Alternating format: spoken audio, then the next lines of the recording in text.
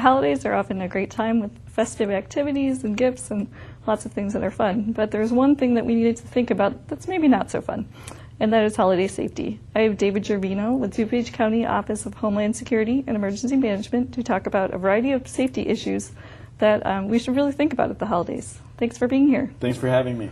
Okay, so we don't really want to think about being safe and burglars and things like that, but it is very important to think about these things so you can hopefully avoid some unhappy holidays. What are some of those issues that we should think about?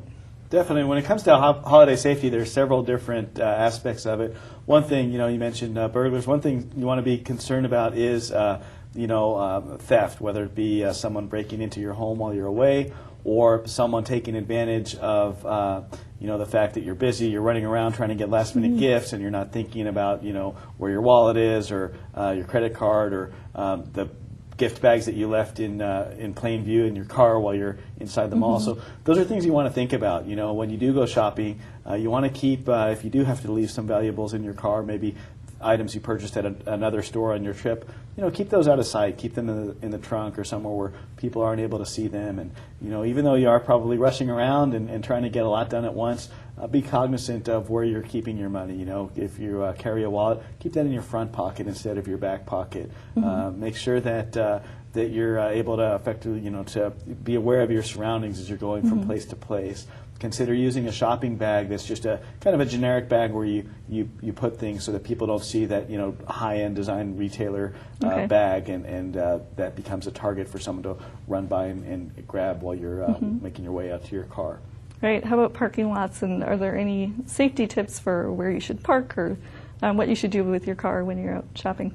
Definitely you want to park in a visible area. You want to park in an area that's well lit. For many residents who have seasonal jobs working at malls and stores, things of that nature, most places do have programs in place where the security, you could call security from that mall or from that retail establishment, and they'll, if not walk you all the way to your car, they'll at least watch and make sure you get safely to your car. Okay. So don't be afraid to use that service. I mean, it's there for a reason. If you don't feel comfortable, then there's probably a reason for it. We talked before, I think, on this program about a great book by Gavin DeBecker called The Gift of Fear. And basically, he wound up interviewing a lot of people who were victimized by different crimes. And what he found was, in almost every instance, before something happened, that person who wound up becoming a victim felt something wasn't right, but for whatever reason they just brushed that aside. So if you pull into an area and you're about to get out of your car and just something doesn't seem right, that could be your subconscious mind seeing something or picking up on something that you haven't really assimilated yet. So take a moment, maybe go find a different parking space or something like that, but don't cast that aside, because oftentimes we're in a hurry and during the holidays, and we're so focused on getting that present that everyone else is trying to get that we don't think about these other things. But you definitely want to pay attention to them so you can make the most of the holiday season and enjoy it instead of have to deal with negative effects. Right, so trusting your instincts and to help keep yourself safe, that's good advice. How about at your home? Everyone decorates their houses around here to the nines. Really impressive decorations in this area. What are some things that are of a concern? Well, one of the things that is a common cause of house fires would be with Christmas trees and Christmas trees drying out. So you want to make sure that if you are using a live Christmas tree, that you do keep it watered. Make sure you're filling the water every day. Make sure that you're keeping that away from heating sources because the Christmas tree, the branches get very dry, and it's easy for them to catch on fire. So you don't want them to be in an area where it's close to a heating source that would be blowing on it. You want to be careful when you're using Christmas tree lights. You want to make sure that your electrical outlet doesn't look like Clark Griswold's on Christmas Vacation, where you've got like 50 strands of lights plugged into one outlet. Use power strips that have surge protection in them. Make sure that the lights you buy have the UL label on them so that they've been inspected and that the wiring is of good quality. Outside your home, make sure that you're using outdoor lights, that you're not using lights that were intended to be indoors outside, because outdoor lighting should have a little bit more protection from the elements and that type of thing. Also be careful with lighting with extension cords and things of that nature. You're not plugging multiple cords into each other. You want to make sure that there's not tripping hazards where you're running a cord across the floor and someone could fall over it. At the same time, though, you want to make sure that you're not running cords under carpets, or if you're taping or if you're putting up Christmas tree lights or any types of holiday lighting around windows. You want to make sure you're not running that over or through nails or other things that could potentially cause a fire. Okay, I think the Wheaton Fire Department will be happy with those tips. Okay, what about we talked about shopping at stores. How about online shopping? When you're shopping online, you want to make sure that you're using websites that are legitimate websites. You don't want to just get an email about a great deal on something and you click the link and you order it online that way. You want to make sure you're going to an actual store's website or an online merchant with which you're familiar, or one of the major ones. You want to make sure if you're entering your credit card number online that in the address bar you see HTTPS. That S means it's a secure site, or depending on your browser, you might see an image of a padlock in the browser. And so you want to do that so you can make sure that you're entering your credit card information in a secure manner. You want to also consider when the package is being delivered. Is that going to be left outside of your home? Is it likely that someone might drive by and steal that? Do you work for an employer where perhaps they're willing to let you have packages shipped to work, where it can be received at work and then you can just grab it there and take it home so it's not sitting outside for several hours unattended? Or maybe have a neighbor be on the lookout if exactly. you know someone else would be home. Okay, how about if you're going to be away from home for the holidays? How can you make sure that things around your house are going to be safe? What are some precautions you can take? Sure. So if you're going to travel, or if you're going to leave your house at all, it's really nice to be able to drive up to a house and see the beautiful lighting and things, see the tree in the window. But we really encourage people when you're leaving your home, and especially if you're going on vacation, but just in general, when you're leaving your home, to turn off the lighting on the tree and that type of thing. You shouldn't leave it unattended. Make sure that relatives know and your neighbors know that you're going out of town. And I believe Wheaton, actually, the police department has a program to check on your homes. Right, vacation safety program, yes, which you can find on the city's website and put in a request. They'll watch your house while you're gone. Yeah, so take advantage of that. Not all municipalities have that, so that's great that Wheaton residents are able to take advantage of that. But yeah, communicate with your neighbors, and if you do have a trusted neighbor, maybe you could leave a key with them so they could check on your house from time to time. The last thing you want to do is come back to find that your house was flooded because pipes froze. Right. So if someone can check on your house, consider leaving the water dripping just a little bit in each of the faucets to keep them from freezing, so you don't have another problem on your hand when you get back. Right. Now, what about if you're traveling? What types of things should you be on the lookout for or be thinking about while you're traveling? Yeah, when you're traveling, you want to be cognizant of your surroundings. You want to make sure, you're going to be in a crowded airport or crowded train stations. You want to make sure that if you have money with you, that you're keeping your wallet in your front pocket instead of your back pocket. The same thing with your cell phone. A lot of people are getting their cell phone stolen these days. And, speaking of that, also on your cell phone, we encourage people to make sure that it's password protected so people can't just, if they were to take your cell phone, they're not able to view all of your personal information and that type of thing. And, leave in plenty of time. Often during this month, there's winter weather, so you want to make sure you allow for plenty of travel time, and consider postponing your trip if there is bad weather, so that you can arrive at your destination safely. Okay. How about if you're staying in a hotel, or are there any other things that you should be cognizant of? Yeah, if you're staying at a hotel, we encourage you to only get the number of hotel keys that you need. So, for example, when I'm traveling by myself, I just ask for one hotel key. And the reason for that is on most of the hotel keys on that magnetic strip, your credit card information is embedded there. So if typically if I were given two hotel keys, I'd be tempted to just leave one of them in the room because I'm not going to use it. Right. Well, housekeeping staff or anyone else who's able to access that room then could use that key and skimming device and get my credit card information. So that's one thing to think about. Also, going back to that whole thing about relying on your feeling and that type of thing. If you're given a room that's like way at the far end of the hotel and you don't feel safe, go to the front desk and say, can we have a room that's a little bit closer to the lobby or not way off far away from everything. Don't be scared to ask for that. I encourage people to stay on lower levels in hotels. That way, if you do have to evacuate because of a fire or something like that, it's easy to get out. You don't have to go down as many stairs. And also, just like when you get on an airplane, you should look to see where the exits are, behind you, in front of you, how many seats, that type of thing. I always look when I go to a hotel, on the back of the door there's the map, and I also look to see where the exits are. And I think about, okay, well, now, there's not an emergency, I can clearly see the exit signs, but if there were to be a fire and the place was filled with smoke, how many doors down do I count till I get to the exit door? That's great. And think about those things, because then if something were to happen, you'll feel a lot more confident and you're much more likely to get out alive. One other thing I encourage people to do is, if they do have to evacuate their hotel room, don't forget to bring your key with you, because you may find out that you get in the hallway and you get to the stairwell and the conditions are worse there than in your room. And if you didn't take your key, you're locked out of your room, right?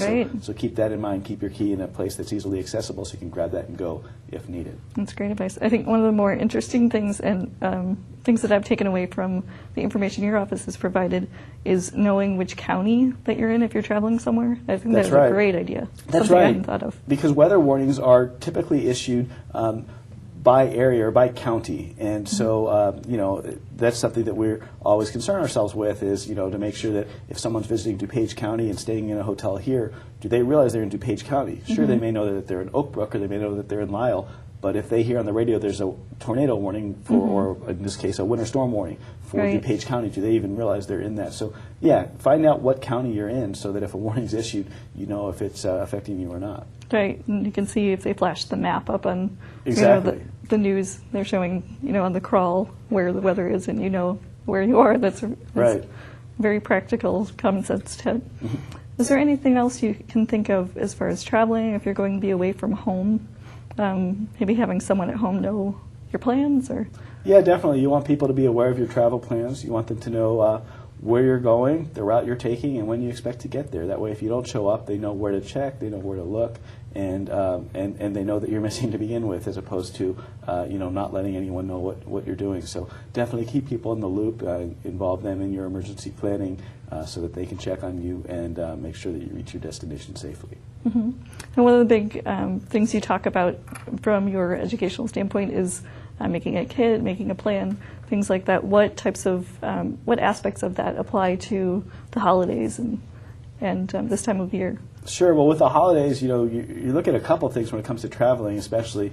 One is winter weather, which is perfect timing for winter storms and that type of thing. And then the other is it's one of the busiest travel times of the year. So those items coupled together can mean for long delays and getting stranded in different places, waiting a couple of days because flights are canceled and that type of thing. So make sure when you're traveling that, you take a couple of extra days worth of medication and clothing, and that you take some extra cash with you so that if you do get stuck for a little bit longer than you anticipated, you'll be okay. Or if you're driving, making sure that your car is ready for winter. That's right, making sure that the tires are rated for being able to travel in the winter, making sure that you have supplies in your trunk such as kitty litter or scrap of carpet for traction in case you do get stuck, maybe a small shovel so you can dig the snow out from around your tires if it snows heavily after you've parked somewhere, and keeping your tank as full of gas as possible. Don't wait till it's on empty before you refill. That way, if you do get stuck, you're able to keep the car on for periods of time so that you can keep the heat running. Similarly, keeping your cell phone charged so that if you are on the road for longer than anticipated, you're able to pull over to safely make and receive calls to let people know where you are. Right, and with the weather around here, you never know. So That's what you think could be a short trip or maybe an hour's drive for the holidays over to someone else's house, it really does seem like it would be a good idea to use all those tips. Okay, so oftentimes this time of year it's really cold, so we've got maybe some additional heating sources. What types of concerns are there in heating your home? Winter by far is our biggest season for house fires, and the reason for that is because of unsafe heating sources. People are using things like space heaters, and they're not keeping them at least 3 feet away from drapery and other combustible materials. Also, people in the winter are, unfortunately, in some cases, we've seen people using the stove, like keeping the burners on to heat their home because they don't have heat, or keeping the oven door open, which is not safe at all. And there are different programs in place through the gas company and through different social service agencies to help people if they're not able to pay their bills so that they can keep their heat on. So I encourage people to check with the local community to see if that's an issue, because no one should ever be heating their homes by keeping the burners on in their stove all the time, or the oven door open, or that type of thing. Right, I think, isn't there the LIHEAP program? Exactly. Called DuPage County to find out about that. That's right, yeah, through our community services department, that's something that they administer. Okay, and usually the city's website does have information about that, about how you can apply and find out more information. Yeah, because by far, I mean, we see so many more fires in wintertime than we do in any other time of the year, because people, not just that, but a lot of times it is just having that space heater or some other type of heating source too close to curtains and things of that nature. And if maybe you're away for the holidays or there's a lot of activity, it might not be quite as aware of hazards like that. That's right. Okay, what are some other hazards in terms of get-togethers, parties, maybe cooking?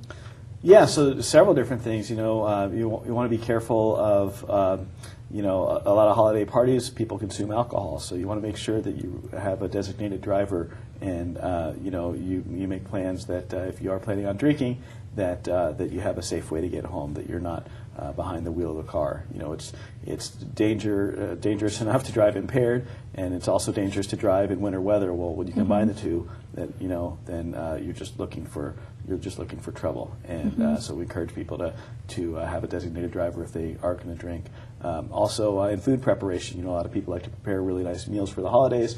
Make sure that you're following proper food sanitation techniques. So if you're handling poultry and raw meat, things of that nature, you know, make sure you wash your hands after you handle that. Make sure you're wiping down counters and using disinfectant. Make sure you're keeping hot food hot and cold food cold. You know, refrigerate leftovers, that type of thing. Label your food so you know how long to keep it before you need to toss it out. Okay, and probably with fire safety as well, cooking some different things that you might not normally be cooking, or cooking for a large group and using your stove. That's right. Yeah, using your stove, using a turkey fryer. You know, there's a lot of fires each year from people using those in an unsafe method. So you want to make sure that you know, you're following safe steps, safe practices when you are cooking. And a lot of manufacturers, like, you know, for example, a lot of the companies that sell turkeys have phone numbers you can call and get tips for how to safely prepare them and different recipes and things of that nature. But yeah, definitely follow safe cooking practices, because we do see house fires caused by people, you know, cooking in an unsafe manner. And I have read also from Wheaton's Fire Department, they also say candles. A lot of people have candles around the holidays that they might not normally have, so that's another fire hazard. Absolutely, yeah. We Holidays. see a lot of fires from candles as well. Candles being left unattended, and a pet walks by and knocks them over, or people, you know, fall asleep with the candles still lit. So yeah, you want to be really safe when using candles. You want to talk to your kids about you know, that matches are a tool, but they're not a toy. They're not to be played with, and make sure that you know, kids are not left alone with candles. Okay, well, there are so many different topics when it comes to the holidays that, and if not things that you should think of all the time, but really heightened awareness about safety, and you really covered a lot of this. Are there any other resources where people can learn more? If people visit us online at protectdupage.org, that's protectdupage.org, that's our agency's website, and we'll have links to all sorts of resources and information that will help residents be prepared to enjoy a safe holiday season. Great. Well, maybe not some things we want to think about over the holidays, but, you know, beforehand, preparing for all the different things that could happen could make for a really happy, safe holiday season. So I really appreciate you being here. Thank you.